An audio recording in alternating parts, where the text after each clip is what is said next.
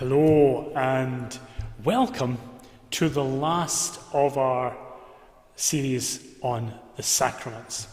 It's been a journey through these weeks looking at the Sacraments as celebrated with the faith of the Church in the background, and also facing the difficulties and sometimes the controversies surrounding the celebration of our sacraments, and putting it in the heart and at the heart of our Christian life. This evening, my friends, I want to reflect on the sacrament of matrimony and then say a wee brief word or two about the future of the celebration of the sacraments. So we'll start with a reading from St. Paul's letter to the Ephesians. Give way to one another in obedience to Christ. Wives should regard their husbands as they regard the Lord, since as Christ is head of the church and saves the whole body, so is a husband the head of his wife. And as the church submits to Christ, so should wives to their husbands in everything. Husbands should love their wives, just as Christ loved the church and sacrificed himself for her to make her holy. He made her clean by washing her in water with a form of words, so that when he took her to himself, she would be glorious, with no speck or wrinkle or anything like that, but holy and faultless.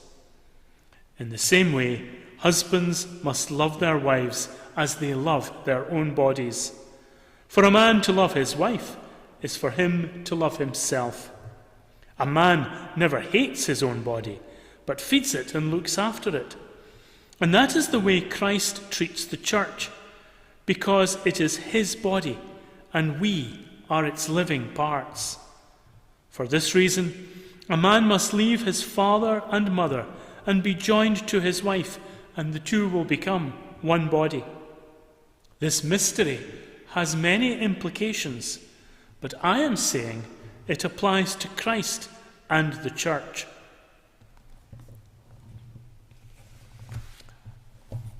Today, when thinking about the sacrament of matrimony, I couldn't get the old Tina Turner song out of my head. I'm not going to sing it. I couldn't do justice to it. But what's love got to do with it? What's love but a second-hand emotion? Who needs a heart when a heart can be broken? What's love got to do with it? And in one sense, and perhaps this may, surprise you or shock you, it's a question I often ask about matrimony. What's love got to do with it? And I ask that question quite deliberately, because it hinges on our understanding of the word love. And I think the sacrament of matrimony depends on so much at so many levels that we sometimes misunderstand it, because we misunderstand what it is to love. Real love, deep love, is forever. It's a commitment, and it's a daily commitment. It's a decision. It's not a feeling. It's not a second-hand emotion. It's not, I fancy you today, but I don't fancy you tomorrow. It's not oh, you've changed, therefore I don't love you anymore. It's none of these things. And because love is all of these things and many, many more to so many people, that we use the word love you, just trips off the tongue. In some ways, I think love has been misunderstood. I'm not going to say so much devalued, although I think it has been. But I think that immediately sets people's backs up, because they say, well, marriage has to do with love, and if I love you and you love me, then that's all that we need. And that, of course, has taken us in this country and in other countries in the West to legalise same-sex marriages and so on. We started off with civil partnerships, and then it was very quickly pushed into recognition of marriage, which we now refer to as marriage rights. Again, I think it's to misunderstand what matrimony is about in the Christian understanding, and I would argue too in the understanding that civilization has had of it since time immemorial. But more of that in a minute. I want to start with that reflection of that question, what's love got to do with it? By referring to marriages of old. I'm thinking of the marriages in my own family. All my siblings are older than me. And this year, in fact, now that I think about it, my brother and his wife celebrated 50 years of marriage. They were married in 1974. Now, I don't remember an awful lot about it, but I do remember then and since that a lot of marriages at the time were based on, or a lot of marriage ceremonies, I should say, were kind of assembled from the two families. So what I mean by that is when the marriage was proposed and booked and so on and so forth, traditionally the bride's parents paid for it and all these kind of things. That's obviously a lot of changes. But one of the things that was very stark at the time was it was really a case of, it was really the parents' wedding. It was a chance to, as it were, get the family together. There were very few friends invited, unless they were the best man or the bridesmaid or whatever, and they often were members of the family too. And if friends were invited, they were invited later for the evening reception. But the main event in the church and the main meal and so on was really divided between the two families, and families would invite aunties and cousins and whoever else. It was really the kind of the bringing together of the two families, and very often tables would be divided accordingly. So half of one family would sit with the other half of the other family, and so on and so forth. Now, the reason I'm going on about that is because marriages, up until relatively recently, were seen very much as socio-economic events as much as anything else. I remember a Muslim saying to me, talking to me, and he was going back to Pakistan, where he was going to wed his wife, whom he'd met maybe 3 or 4 times. And I remember asking him, how do you feel about that? I mean, it had been a sort of arranged marriage, more or less. With some flexibility. The families were, if they could have, the partners could have said no, whatever. It wasn't a kind of shotgun wedding in that sense, but it was arranged in many ways, in a very similar way. And this is what we forget in Britain. Britain has a very short memory sometimes. In a way that very often marriages were arranged in this country, and arranged up to quite recently. And it wasn't that, people were kind of, sometimes it was a kind of gunshot wedding, but it was arranged in the sense of people got married in the same socio-economic group. They got married to people of families that they knew, that they'd grown up with, and so on. And I was questioning or asking this man about his forthcoming marriage and how he felt about all that and so on. And you've only met your bride-to-be a couple of times, 2 or 3 times. Is that the basis for a good marriage? Blah, blah. And he said to me, my marriage will probably last longer than most of your Western marriages. He said, your Western marriages that are based on love. My families have known each other for generations. We're from the same kind of background, same kind of place in society. I've met the girl. She's nice. I like her. She likes me.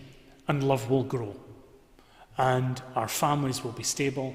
He says, and I'll probably, if all goes well, still be married in 50 years' time, when a lot of your so-called marriages based on love will have fallen to bits. And I had to take a step back and think very, very seriously about that, and admit that a lot of what he had to say was true.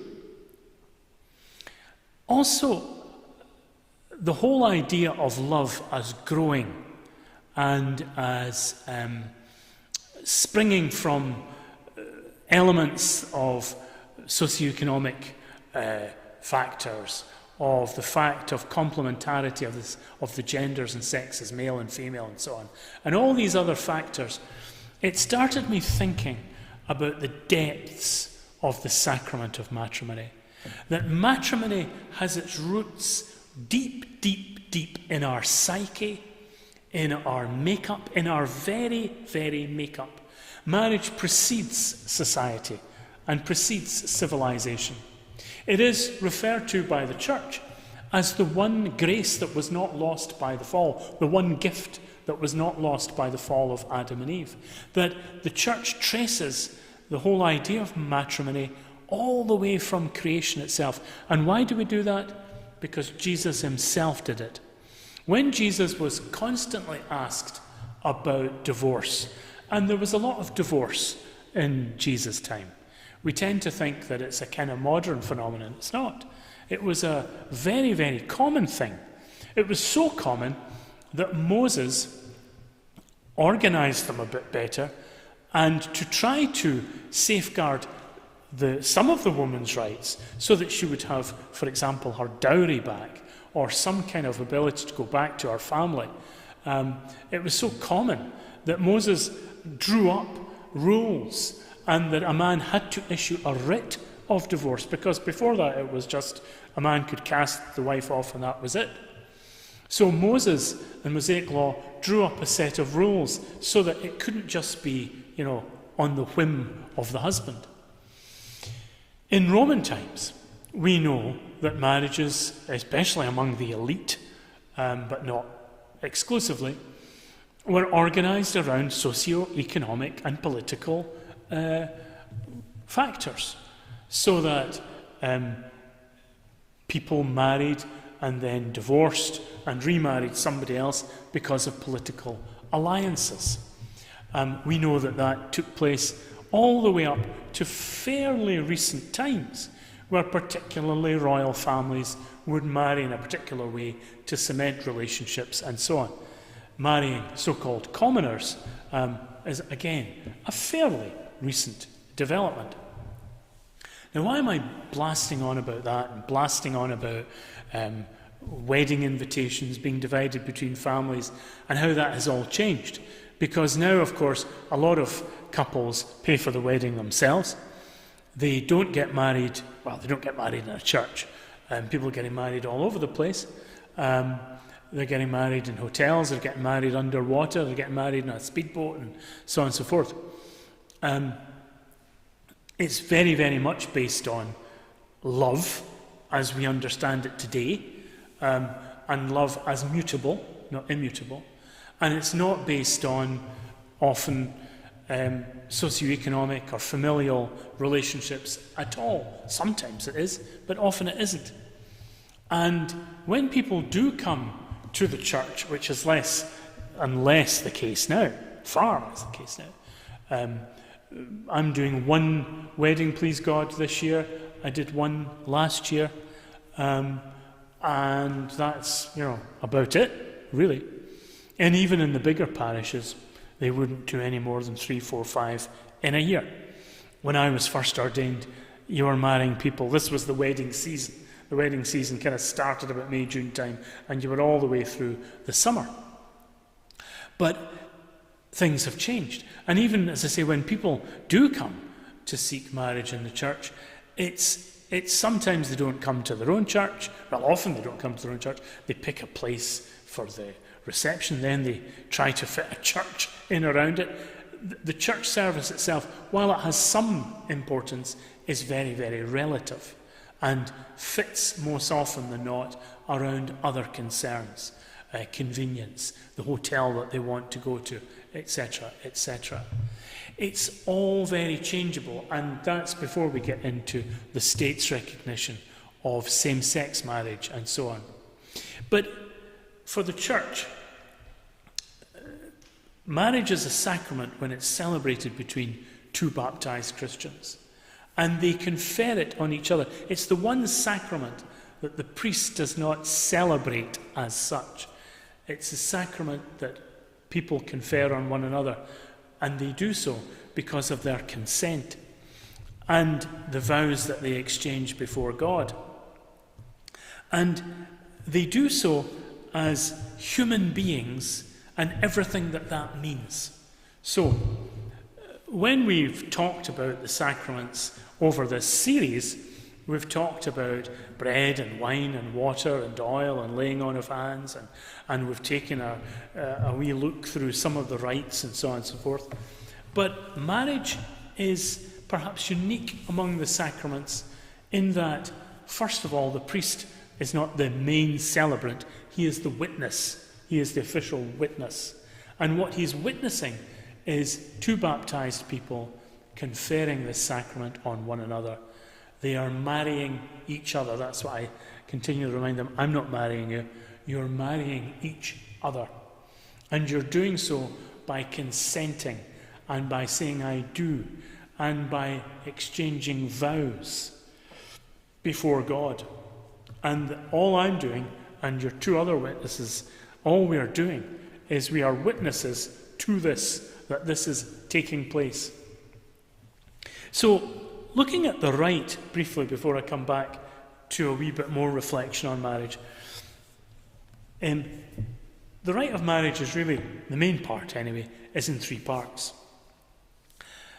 The first part is about a question, a few questions before they consent. Questions about their intention. So sacraments are a public thing. Right? We don't celebrate sacraments in secret. Sacraments are public things. And a marriage, a wedding, a matrimony, is a public event. And so the couple are asked before, at the very minimum, a priest and two witnesses, to vocally and publicly state what their intention is.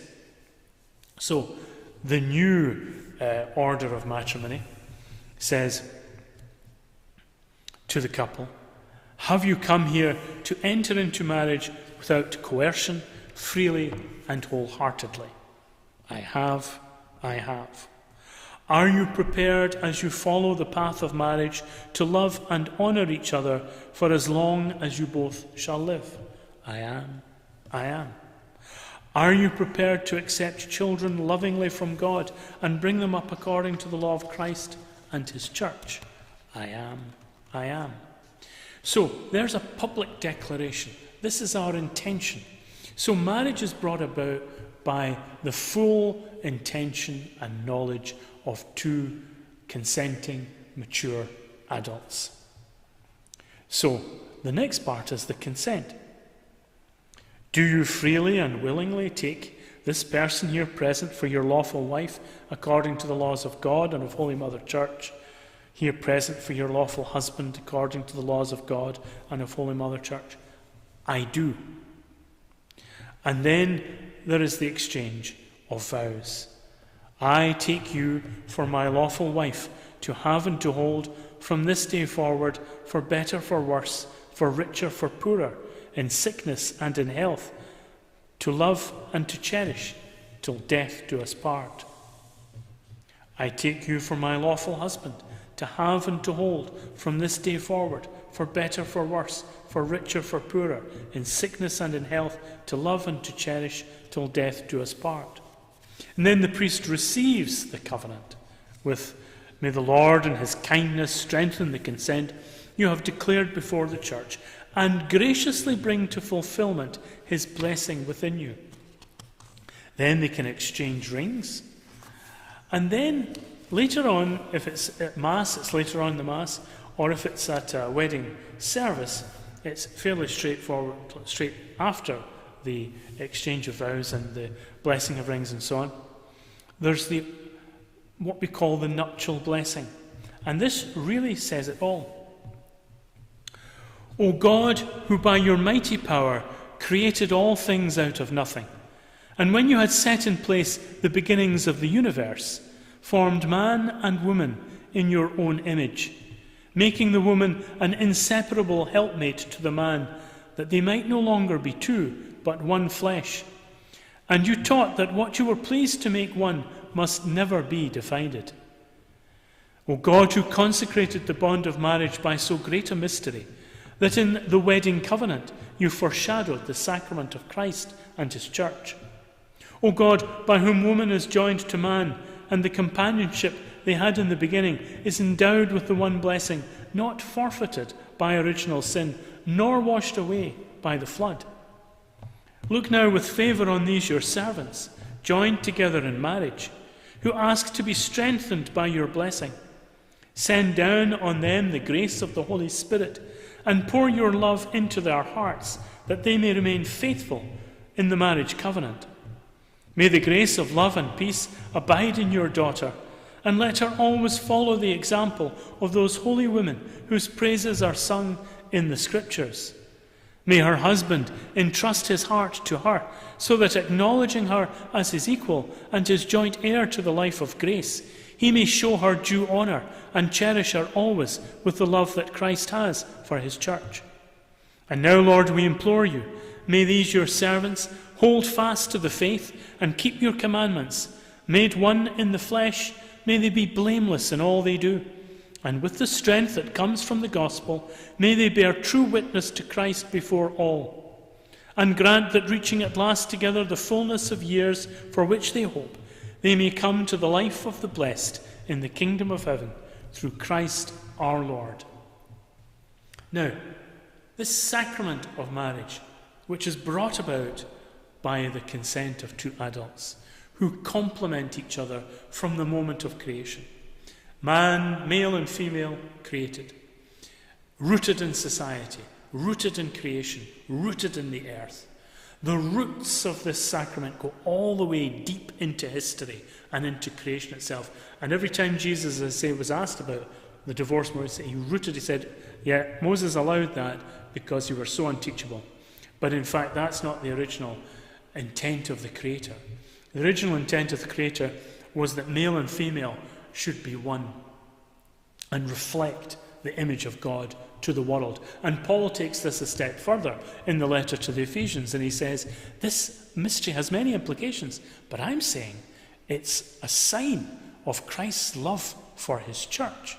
So deep is this sacrament, so embedded it is in creation, in the will of the Creator, in the intention of the Creator, in society, and so on, that once again I come back to my original question: what's love got to do with it? Well, love's got to do with it if we understand love as a commitment that lasts forever, as a commitment that is given and that is proven to be a true commitment. Of course, we know that a lot of marriages break up. Some break up very quickly, some after a while.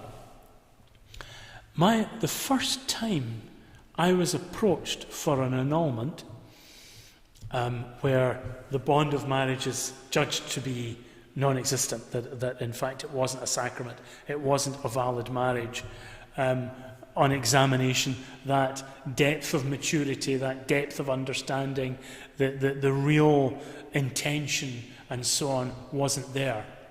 The first time that I was asked to look into that was from a couple who were in their late 70s and had been married for over 40 odd years.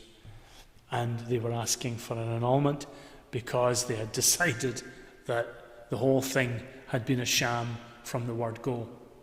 So that I remember as being a bit of a shocker. But it just shows that this matrimony, this marriage event, phenomenon, call it what you like, is so rooted in our psyche, in our society, in our creation, that it has such terrible consequences when it doesn't work, when it's not valid, when it's deemed to be not true, that it hasn't worked, that the consent hasn't been made properly, that people weren't mature enough to do it, that they weren't rooted enough in their own lives and in the life of the other so that they would make their life's mission to make the other person happy.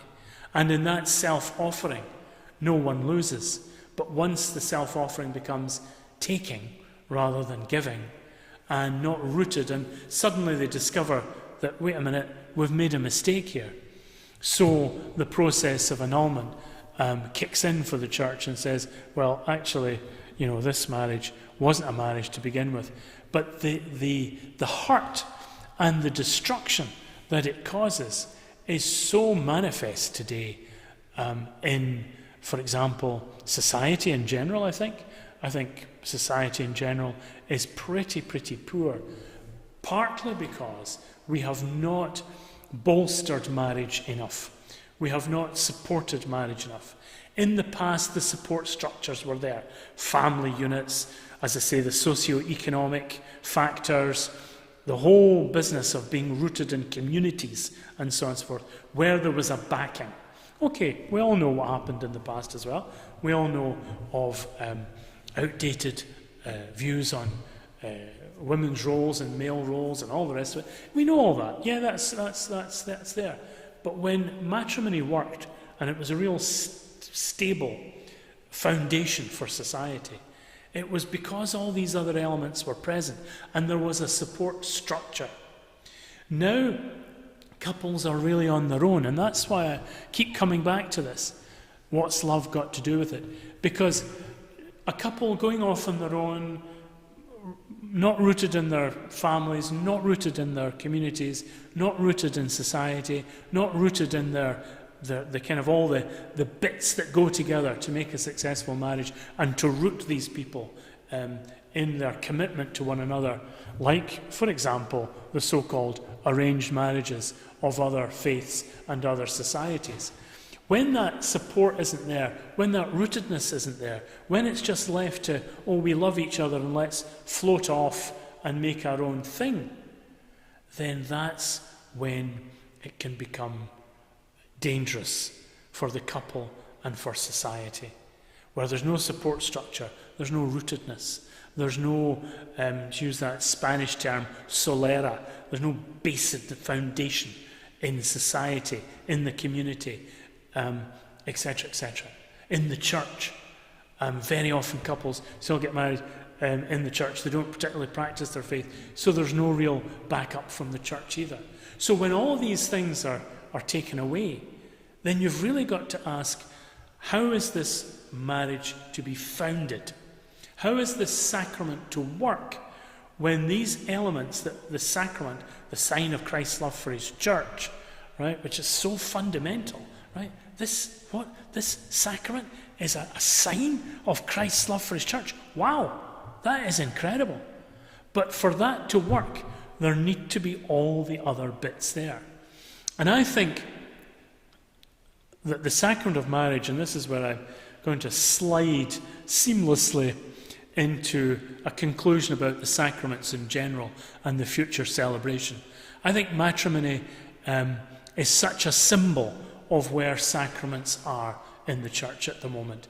So poorly celebrated, very rarely celebrated, and perhaps celebrated for all the wrong reasons, without the rootedness in community, without the rootedness in faith, without the rootedness in creation, without the rootedness in society.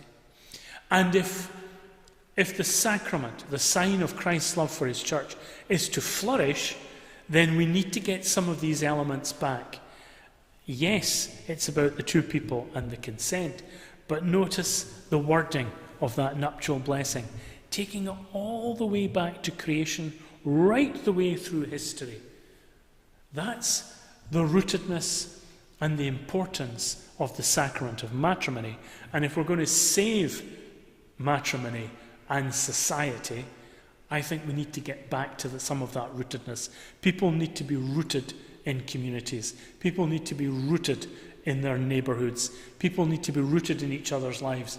People need to make a life for themselves that's not just about the two of us, but about society, about what they give to each other, about children, and about how they get involved in society. And I think it's very interesting. I mean, divorce statistics are are not as easily quotable as you think, because once you get into it, it's actually not easy to figure out the percentage of divorces, because you'd have to follow people all the way through and make all sorts of comparisons. But actually the divorce rate is dropping in this country for a number of reasons, partly because so few people get married now, so that's a factor. But I think if we're going to stabilise and restabilise society, we need to rediscover some of these basic elements that go together. And it's parallel to, I would suggest, the celebration of the sacraments in general. If we are to rediscover the power and the centrality of the sacraments, we have to start putting elements back together again.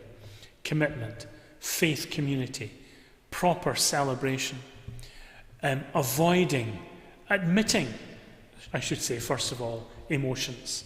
Admitting that emotions are part of it, a big part of it, a big part of our celebration. These are human celebrations as well as the action of Christ. The action of Christ is inviting us, and no more so than in matrimony, to join him in that journey and in that love for the world, the sign of Christ's love for his church, the sign of Christ's love for the world. I always say this to married couples, that people, you're there to show people that love exists. And I think in a world where so often it's forgotten. So in a kind of muddled kind of way, I hope you're beginning to see where I'm going and where I have been going over these weeks. For the celebration of the sacraments and for the rediscovery of their centrality in our Christian lives, we need to put the bits back together. And we need to admit that emotion is a big part of it. We have to avoid the extremes, right, that are taking place, and rediscover a good, central, mainstream way of celebrating the sacraments according to the rites of the Church.